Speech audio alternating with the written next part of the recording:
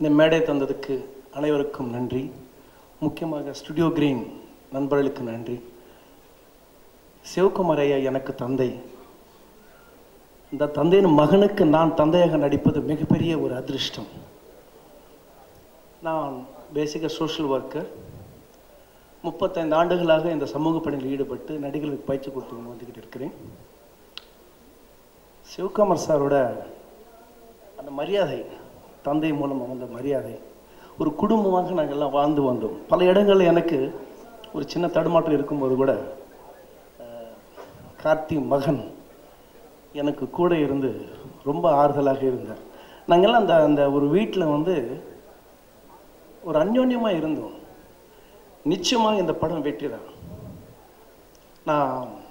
அதை நான் பார்த்துருக்கேன். அவரோட உழைப்பும் வீணாகாது. அமோக வெற்றி பெற மனசார வாழ்த்துகிறேன். வணக்கம்.